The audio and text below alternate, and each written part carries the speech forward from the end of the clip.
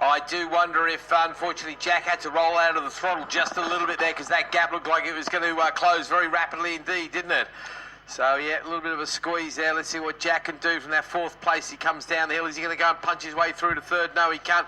A little bit further behind him, though. A few people looking for a quick passing manoeuvre as Will White, I think that is out in front, watching him all safely through the first section. Up to Surtees we go. Go on, mate. Yeah, looking further down the order, John Reynolds has made a good start. He's put himself inside the top 10 on that Finn's Motorcycles R6, and of course he wasn't there at Cadwell Park either, so he's been off the bike for quite some time. Yeah, he has. I don't think he made it to Alton either, if I remember rightly. I know he's missed a couple of rounds. Of course, the other one who's making a bit of a comeback is his great rival from last year's Mini Twin Championship, and that is Keith Pobar, of course. Those two were slugging it out in the Mini Twins. Very memorable races between those two, having some good old fairing bashing exercises, but unfortunately due to injury we haven't seen much of Mr. Pobar, and due to work commitments, because Mr. Reynolds needs to pay the bills like the rest of us, he hasn't been able to come out and play. So it's great to see John out here in the sunshine. Hopefully we'll be seeing him out a little bit later.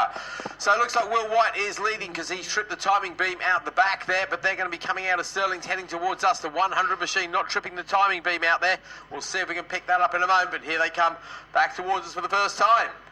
Yeah, that's William White out in front ahead of the Dave Tyson Prep Kawasaki ZX6R of James Bull. He's there in second place ahead of Alex Barker. Good stuff there from Alex Barker.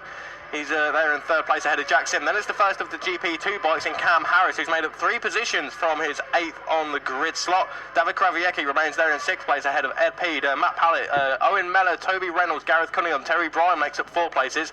Aaron Dalrymple drops 1, and Doug Edmondson, Ross Clark complete the points.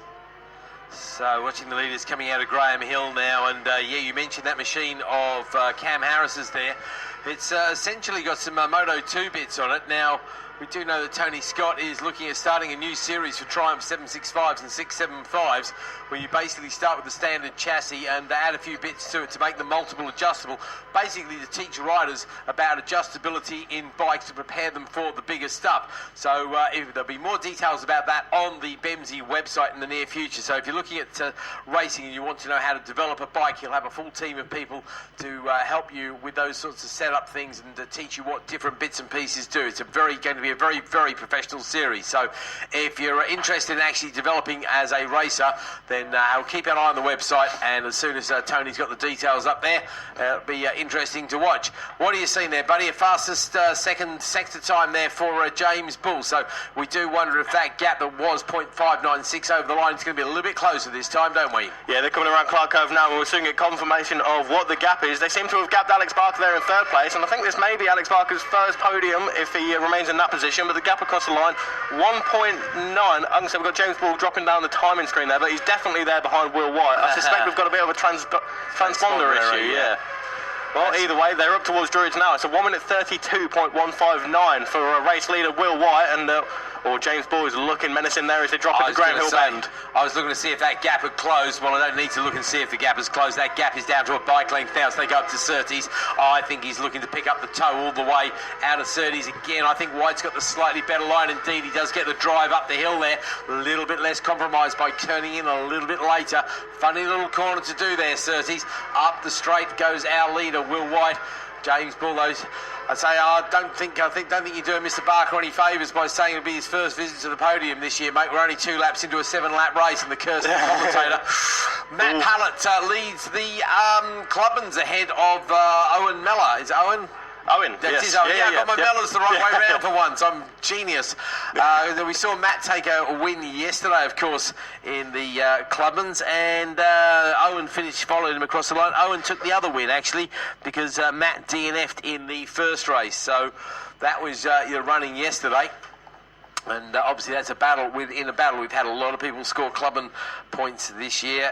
In fact, let's see, the Clubbins, we've had 29 Clubbins, we've had 38 600s. Right, here's our battle at the sharp end. It was 0.3 of a second over the line last time with the fastest lap of a 31.8 to James Bull. This time the gap's 0.2 again as they go down the hill. That translates into about 4 bike lengths as they go up towards Druids for the third time of asking. Behind them, the field is starting to spread out just a little bit, so it looks like we've got a really close race at the very sharp end and a few good battles down the field a bit further.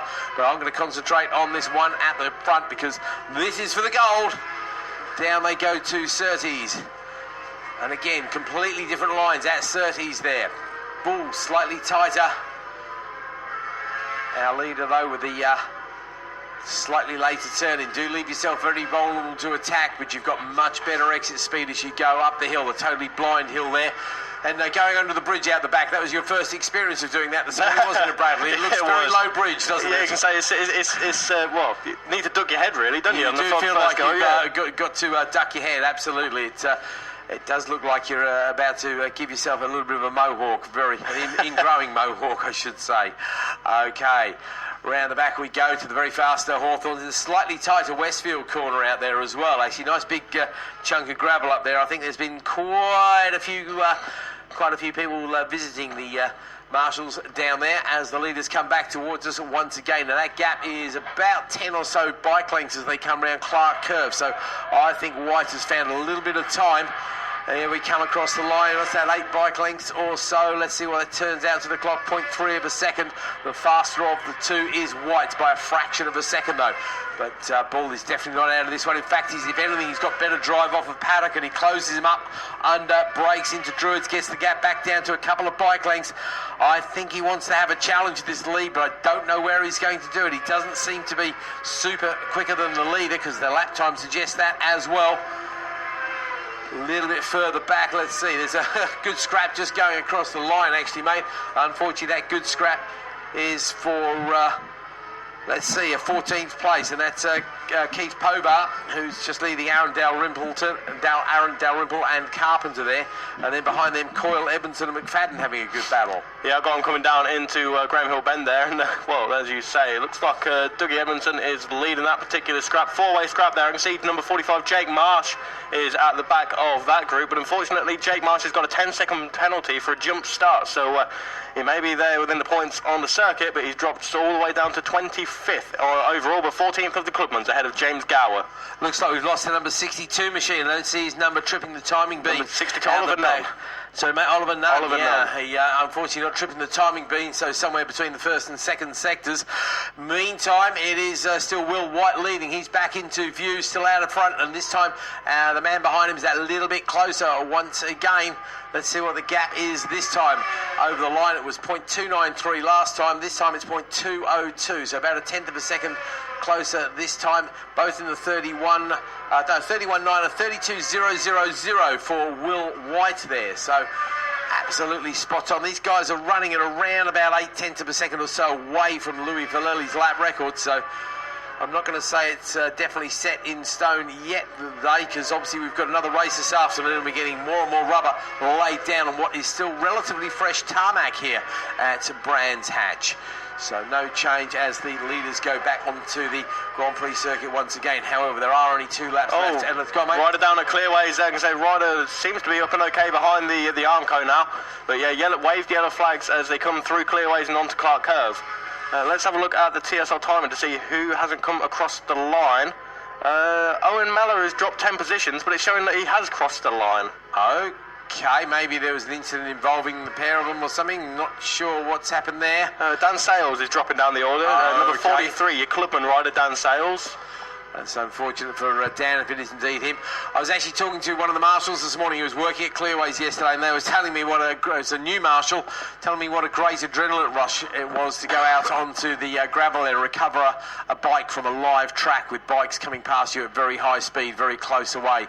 And absolutely thrilling experience, he said, and he's really looking forward to some action today. Well, he's out there doing what marshals do best, dragging the bike and the rider to safety.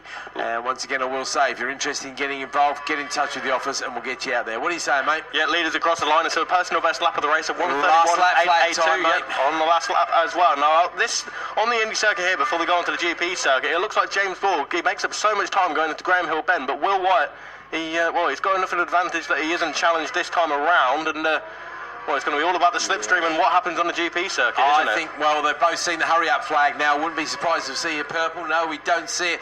I honestly think Will White's slight the better line. I personally feel it's a better line. I think it's giving him a slight advantage onto that straight, which is Bull's exit is being compromised very slightly, but of course there's fractions of a second which make all the difference here. Not taking anything away from James though, because he's very, very fast. In fact, he's the fastest man on the track here at the moment, just 7/10 away from the lap record. So if he's got anything left in reserve at all, now's the time to go dragging out of the hat. Let's see, GP2 leader Harris is still out there. Matt Pallett convincingly leading the Clubman Challenge there in 8th place overall, with moving into second now. Terry Bryan, good stuff there from the number 779, ahead of Ross Clark by 0.3 of a second as they came across the line. Okay, so they're involved in their own little battle, mate. Still showing as Will White leading as they come into clearways, and James Bull's there, but he's not quite close enough, I don't think. I don't think he's going to pick up a toe and drag him all the way to the line. I think it's going to be Will White with a convincing win, though James Bull is pushing. I tell you what, James Bull's going very, very fast. Oh, blimey, that's half a bike length at the line there. James did everything he could to really drove off there. Absolutely flew. Unfortunately for him, he did, fortunately he went 0.2 of a second quicker than the leader, but loses by 0.03 of a second at the end there. Fantastic stuff. Alex Barker does indeed hold on for third, so your commentator's curse worked miserably there. But Jack Sim finishes in 4th place in class, ahead of Harris, who's 5th place overall on that lovely Triumph Moto 2E type machine. Ed P, David Kravecki, Matt Pallett does indeed hold on for the club and lead. Then it's Cunningham is Alex Cunningham? Gareth Cunningham. Gareth Cunningham, thank you very much indeed. John Reynolds inside the top 10, he'll be absolutely pleased with that. But make him happy though, he's beaten his mate Pobar into 13th. Terry Bryan does hold on for second of the Clubmans, ahead of Ross Clark there as well. Then it's Aaron Dalrymple behind... Aaron Dalrymple behind Aaron Carpenter. It is Aaron Carpenter. I did wonder if it was a pair of Aarons. Two there Aarons. we go there, thank you. Dropping down the order, looks like Paul McFadden on bike number 228 hasn't come across the line, unfortunately. He was running strong inside the top 10 of the Clubmans as the number 1, 2...